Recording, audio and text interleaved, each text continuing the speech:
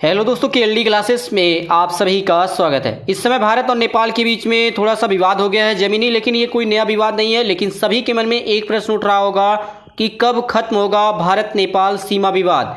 लोकप्रिय चुनावी राजनीति में कोई भी प्रधानमंत्री हो या राष्ट्रपति देश की जनभावना की उपेक्षा नहीं कर सकता। जब इलेक्शन होने वाला होता है या बहुत ही करीब होता है, जैसे 6 महीने साल भर का होता है, तो वो ऐसा स्पीच देता है कि जिससे जो जनता चाहती है उस देश की वही वो स्पीच देते हैं, चाहे वो किसी भी देश के राष्ट्रपति हो या प्रधानमंत्री। जैसे अमेरिका के राष्ट्रपति चीन और उत्तर कोरिया की बात ना करें, भारत के प्रधानमंत्री पाकिस्तान की बात ना करें, ऐसे ही अन्य देशों के नेताओं का पहले से ही फिक्स रहता है कि कब कौन सा मुद्दा उठाना है, कौन सा मुद्दा नहीं उठाना है। जैसे कहीं पे सरकार गिरने वाली होती है तो हर प्रकार से सब सेटिंग होता है कि कब क्या उठाना है और क्या क्या करना होगा। ऐसे ही इसी के कारण से हमें समय समय पर विवाद देखने को मिलता है। जम्मू कश्मीर के विभाजन के बाद भारत देश ने पिछले वर्ष 2 नवंबर को नया नक्शा जारी किया था। तो नेपाल के लोगों ने उस नक्शे में काला पानी इलाके को देख विरोध जताया था। इसके साथ नेपाल देश की जनता ने अपनी सरकार के खिलाफ भी गुस्सा प्रदर्शित किया कि आपने क्यों कठोर कदम नहीं उठाया। इसके पहले भी ऐसे कई बार विवाद हो चुका, तो हर प्रकार से दोनों का विरोध किया गया है। इस पूरे विवाद में नेपाल सरकार को भी सामने आना पड़ा और अपना विरोध दर्ज कराया। तब से ही नेपाल की सरकार पर दबाव था कि वो भी कुछ ऐसा करे कि जिससे कारण से भारत में भी खलबली मच जाए।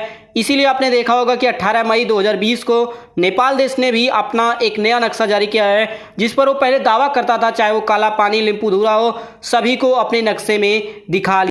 एक नया विवाद तब शुरू हो गया जब लिपुलेख में भारत ने चीन तक जाने वाली सड़क का निर्माण किया, इसका उद्घाटन किया गया। उसके बाद से एक नया विवाद इस साल शुरू हो गया, इसलिए विवाद अभी भी बना हुआ है। यहाँ पर अब हम बात करने जा रहे हैं कि नेपाल के प्रधानमंत्री वर्तमान में केपी शर्मा ओली जी हैं, उनके बारे में बात करेंगे कि उनका समय समय पर कौन सा पद मिला था उस देश की सरकार की ओर से और उन्होंने क्या काम किया, जिसके कारण से थोड़ा सा विवाद तो शांत हुआ, लेकिन फिर भी विवाद कहीं ना कहीं उत्पन्न हुआ है। नेपाल के प्रधानमंत्री ओली जी के बारे में कहा जाता है कि वो विदेशी संबंधों में अपने 2 बड़े पड़ोसी देश जैसे भारत और चीन के बीच संतुलन बनाकर रखना चाहते हैं। ना ही किसी पे अधिक निर्भर रहना चाहते हैं, ना ही कम, क्योंकि दोनों देशों के माध्यम से ही नेपाल का विकास हो सकता है, नेपाल विकसित देश बन सकता है।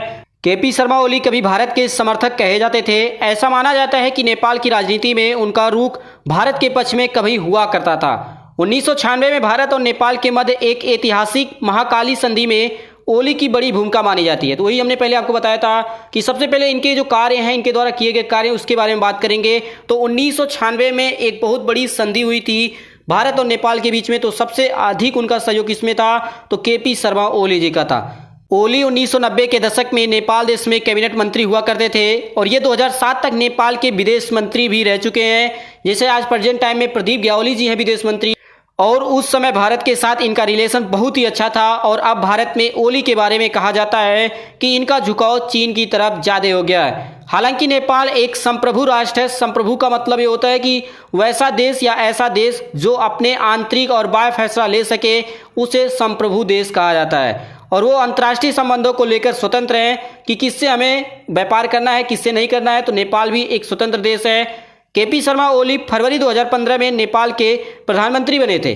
तब से लेकर अगर देखा जाए कि ये भारत में कितनी बार यात्रा कर चुके हैं, तो अभी तक 3 बार यात्रा कर चुके हैं और कई बार अपने चुनावी अभियान में चीन के साथ सहयोग बढ़ाने और भारत पर निर्भरता कम करने की बात कह चुके हैं।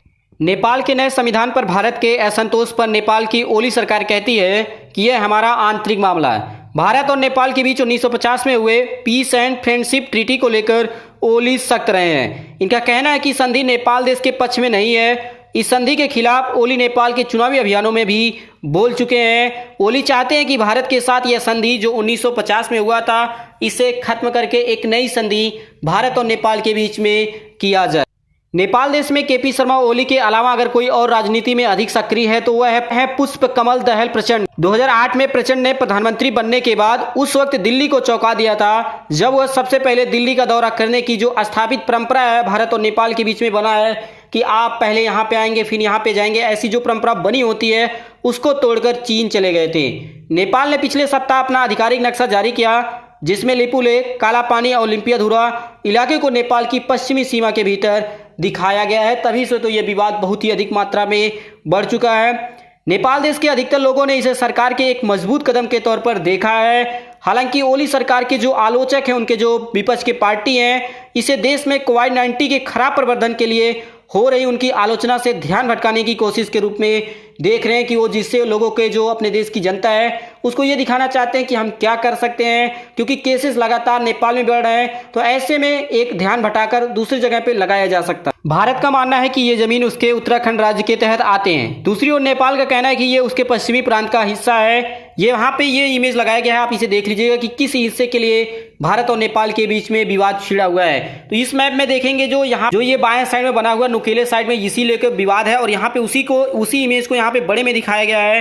तो ये आपका ऊपर जो है लिम्पियाधुरा है, और इधर ये वाला जो रिवर वाला है काली नदी है, और यहाँ आपका काला पानी। तो ये पूरा जो एरिया है इसी को लेकर दोनों देशों के बीच में डिस्प्यूट चल रहा है। नेपाल का कहना है कि 1816 की सुगौली संधि और उसके बाद हुई सभी द्विपक्षीय संधियों में स्पष्ट रूप से कहा गया है कि महाकाली, जैसे भारत में उसी नदी को हम शारदा के नाम से जानते हैं, महाकाली नदी के पूर्व में मौजूद इलाका नेपाल के हिस्से में आता है। महाकाली और सुस्ता अर्थात नारायणी या गंडक नदी से लगे नवलपरासी जैसे भारत नेपाल सीमा जो विवाद है उस पर विपक्षी नेपाली कांग्रेस और कभी राज परिवार के समर्थक रहे राष्ट्रीय प्रजातंत्र पार्टी के नेता भी एक जैसी भावनाएं जाहिर कर रहे हैं इस विवाद को लेकर। इससे पता तो यही चल रहा है कि इस मुद्दे पर नेपाल की सभी पार्टियां एकमत है। वैसे तो भारत और नेपाल के बीच में समय समय पर विवाद होते रहते हैं, लेकिन अगर बड़ी मात्रा में देखा जाए कि सबसे अधिक नुकसान कब हुआ नेपाल देश को, तो आपको पता होगा कि सितंबर 2015 में नाकाबंदी किया गया था नेपाल देश में, तो उसमें सबसे अधिक नुकसान हुआ था। इसके साथ एक और नाकाबंदी के बारे में बात करेंगे, वो 2000 पहले की बात है, उसे भी यहाँ पे इस वीडियो में हम यहाँ पे इंक्लूड कर लिए हैं। तो सबसे पहले बात करेंगे कि सितंबर 2015 भारत नेपाल सीमा पर नाकाबंदी। सितंबर 2015 में ओली के भारत के खिलाफ उठाए गए कदम के कारण ही अघोषित नाकाबंदी की। यह वह समय था जब नेपाल में मात्र 4 महीने पहले अर्थात 25 अप्रैल 2015 को एक बड़ा भूकंप आया था, जिसके कारण सबसे अधिक नुकसान नेपाल को हुआ था। करीब 9000 लोगों की जान चली गई थी इस भूकंप में जो 25 अप्रैल 2015 को आया था। आप सभी को अच्छी तरह से याद होगा। जनधन की हानि का कोई भी रिकॉर्ड अभी भी नहीं है कि कितना नुकसान हुआ। उस समय भारत ने नेपाल के नया संविधान लागू करने को लेकर अपनी नाराजगी जाहिर की थी। ऐसा इस वजह से था क्योंकि भारत सरकार को लग रहा था कि नेपाल ने नए संविधान में दक्षिणी नेपाल की जो तराई क्षेत्र है वहाँ की जो पार्टियां हैं उनकी कई जो मांग थी उनको अनसुना कर दिया था। इसके बाद तराई के नेताओं और एक्टिविस्ट ने पूर्व से पश्चिम तक भारत नेपाल सीमा की जो बॉर्डर है पूरी तरह से बंद कर दिया। भारत मजबूती के साथ इन विरोधी नेताओं के साथ खड़ा था। नेपाल ने आरोप लगाया था कि भारत नेपाल की सीमाओं की नाकाबंदी कर रहा है, लेकिन भारत सरकार लगातार इन आरोपों को खारिज करता रहा कि इसमें हमारा हाथ नहीं, और ये सीमाई इलाका लगभग 6 महीने तक बंद पड़े थे। इस वजह से नेपाल में पेट्रोल, गैस समेत कई महत्वपूर्ण जो आपूर्तियां हैं वो बंद हुई थी। तो यहाँ पे जो मैप लगाया गया है, ये नीचे वाला जो बॉर्डर वाला एरिया है जहाँ से भारत का टच करता है, तो ये पूरी तरह से 2015 में लगभग 6 महीने तक के लिए बंद कर दिया गया था। उस समय नेपाल में ओली की अगुवाई वाली बहुपक्षीय सरकार ने भी झुकने से इनकार कर दिया था। भारत के खिलाफ एक सख्त रुख बनाए रखा। भारत के सामने झुकने के स्थान पर नेपाल देश ने पेट्रोलियम के साथ साथ दूसरी आपूर्तियों के लिए अपने पड़ोसी देश चीन का सहारा लेना उचित समझा 2015 में, जब ऐसा समस्या नेपाल देश में पैदा हो गई। कुकिंग गैस और ईंधन की कमी के कारण नेपाल के लोगों को बड़ी मुश्किलों से गुजरना पड़ा था। नेपाल ने ऐसे में चीन के साथ एक पूरी तरह से नई ट्रेड और ट्रांजिट डील कर लिया। तराई क्षेत्रों के एक्टिविस्ट के नेपाल सीमा नाकाबंदी आंदोलन को खत्म करने के बाद भारत ने नेपाल को होने वाली जो पहले जरूरी आपूर्ति हुआ करती थी, चाहे वो पेट्रोलियम हो, गैस हो, कोई भी हो, सभी को आपूर्ति दोबारा शुरू कर दिया गया जब ये 6 महीने के बाद नाकाबंदी खत्म हुआ। एक सवाल यहाँ पे ये भी बनता है कि भारत और नेपाल के मध्य कब पहला विवाद शुरू हुआ था। वजह चाहे जो भी रही हो, लेकिन 1800 किलोमीटर से भी लंबे भारत नेपाल बॉर्डर के अहम कारोबारी बिंदुओं पर 2015 में हुई नाकाबंदी ने 1989 और 1990 के उस संकट की समय याद दिला दी जब भारत ने दोनों देशों की बॉर्डर के 21 पॉइंट में से 19 पॉइंट को बंद कर दिया था। इस कदम की वजह से नेपाल के लोगों को भारी आर्थिक दिक्कतों का सामना करना पड़ा था। जैसे 2015 में हुआ था, उसी तरह से 1989 और 1990 के सेशन में भी ऐसी ही हुई थी। 1989-1990 की नाकाबंदी इस वजह से हुई थी क्योंकि भारत ने नेपाल के एक अलग ट्रेड एंड ट्रांजिट डील करने के प्रस्ताव को ठुकरा दिया था, क्योंकि भारत इस तरह की केवल एक ही डील चाहता था नेपाल देश से। उस समय भारत देश नेपाल के तत्कालीन राज परिवार के चीन से एंटी एयरक्राफ्ट गन खरीदने के फैसले से भी दुखी था। भारत को नेपाल का भारतीय प्रवासी मजदूरों के लिए वर्क परमिट का प्रस्ताव भी पसंद नहीं आया था। दूसरी ओर नेपाल भारत से जुड़ने वाले दक्षिणी तराई के जिलों के हजारों लोगों को नागरिकता देने के लिए भी राजी या तैयार नहीं था। इसलिए 1989 और 1990 के सेशन में ऐसी नाकाबंदी की गई थी। लेकिन ये सभी मामले तब जाकर शांत हो गए जब नेपाल के राजा वीरेंद्र ने अप्रैल 1990 में पहले जन आंदोलन के सामने झुकते हुए राजनीतिक पार्टी पर 30 वर्ष पुरानी जो पाबंदी थी उसे हटा लिया। इसके बाद नई राष्ट्रीय एकता सरकार ने भारत के साथ एक नई डील पर दस्तखत किया। उसके बाद ये जो पाबंदी थी या जो भी कह सकते हैं कि नाकाबंदी था उसे पूरी तरह से हटा लिया गया और दोबारा जो रिलेशन है दोनों के बीच में सामान्य हो गया। भारत और नेपाल के बीच में जो समय समय पर विवाद होता रहता है, इसके लिए अगर भारत सरकार कदम उठाना चाहती है, इसका समस्या का समाधान करना चाहती है, तो भारत सरकार को क्या करना होगा। 30 वर्ष बाद और नेपाल के तराई को लेकर भारत के साथ हुए तनाव के 5 वर्ष बाद देखिए, जैसे 1989 1990 यहाँ से जोड़ेंगे तो 30 साल हो गया और 2015 से 2020 का जोड़ेंगे तो 5 साल हो गया। तो वही कहा गया कि दोनों देश एक बार फिर से आमने सामने आ गए हैं। लिपुलेख विवाद ऐसे समय पर शुरू हुआ है जब हाल ही के समय में कई उच्च स्तरीय बैठकों और लेन देन के जरिए दिल्ली व काठमांडू के मध्य तनाव नजर आ रहा है। दोनों देशों में ऐसे समय पे हो रहा है क्योंकि इस समय पूरे देश में जो कोविड-19 कोरोना वायरस का प्रभाव दोनों देशों में है। लिपुलेख विवाद के बाद नेपाल और भारत दोनों जगहों पर विदेश नीति के जानकारों ने दोनों देशों के नेताओं से तत्काल एक कूटनीतिक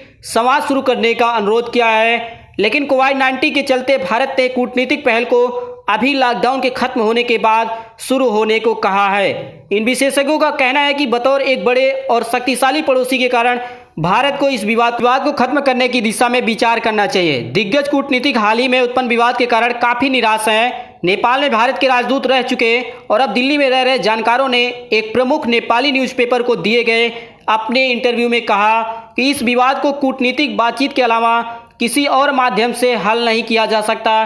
चाहे वो भारत सरकार करे या नेपाल सरकार, कोई भी करेगा तो बातचीत के अलावा कोई ऑप्शन इनके पास नहीं है। इन पूर्व राजनयिकों ने उकसावे की किसी भी कार्रवाई से बचने की चेतावनी दी है क्योंकि ये उकसावा कहीं पर भी हो सकता है। नेपाल में भारत के राजदूत रह चुके केवी राजन ने नेपाल के कांतिपुर दैनिक न्यूज़पेपर में अपने इंटरव्यू में कहा कि रिश्ते इतने पुराने और मजबूत हैं कि दोनों देशों के बीच ऐसा कोई मसला नहीं है जिसे भारत और नेपाल आपसी भरोसे और बातचीत से सुलझा ना सके। लेकिन दोनों ही ओर से गैर जरूरी आम लोगों की राय को द्विपक्षीय बातचीत के रास्ते का रोड़ा नहीं बनना चाहिए और उसे नहीं सुनना चाहिए और जो सरकार कहे दोनों देश की सरकार उससे ही सभी को मानना चाहिए। अब यहाँ पे ये भी समझना होगा कि दोनों देशों की राय क्या है इस मुद्दे को लेकर।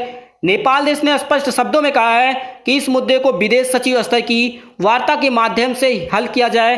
नेपाल के विदेश मंत्री जो प्रेजेंट टाइम में है प्रदीप ग्यावाली भी कह चुके हैं कि नदी सीमा विवाद को सुलझाने के लिए द्विपक्षीय चर्चा शुरू करने के लिए नेपाल सरकार पूरी तरह से तैयार है। चाहे आप नवंबर 2019 की बात करिए या आज भी हम पूरी तरह से तैयार हैं, ऐसा नेपाल के विदेश मंत्री ने कहा। इन्होंने कांतिपुर दैनिक में कहा था कि अगर भारत ने नेपाल के पिछला जो अनुरोध हुआ था या जिसके कारण से विवाद हुआ था नवंबर 2019 में भारत के द्वारा जारी नए मैप में तुरंत बात पर अगर ध्यान दिया होता तो आज संबंध एक अच्छे मुकाम पर पहुंच चुका होता।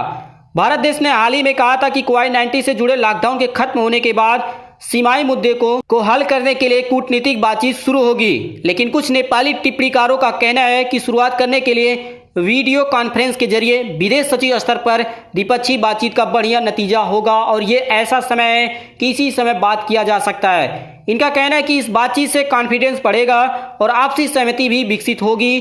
खुले बॉर्डर पर बिना वीजा के आवाजाही करने के अपने फायदे और नुकसान है, ये सभी को पता है कि क्या फायदा और क्या नुकसान होता है। लेकिन इसमें अच्छी बात तो यह है कि बड़े स्तर पर आसानी से सीमा पार आवाजाही की इजाज़त से दोनों देशों के तीर्थयात्रियों हो या पर्यटक हो और प्रवासी मजदूरों को बड़ा फायदा होता है, चाहे वो भारत के लोग हों या नेपाल के।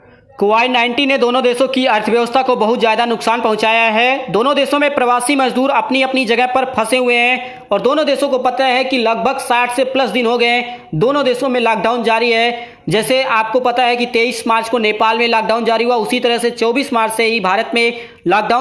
इसके साथ ही मोदी और ओली के बीच हाल ही में फोन पर हुई बातचीत के बाद कई मजदूर बॉर्डर के दोनों तरफ बनाए गए अस्थायी क्वारंटीन सेंटर में रह रहे हैं। अधिकारी कारोबार को खोलने की कोशिश कर रहे हैं, लेकिन किसी को यह जानकारी नहीं है कि हालत कब सामान्य हो पाएगा।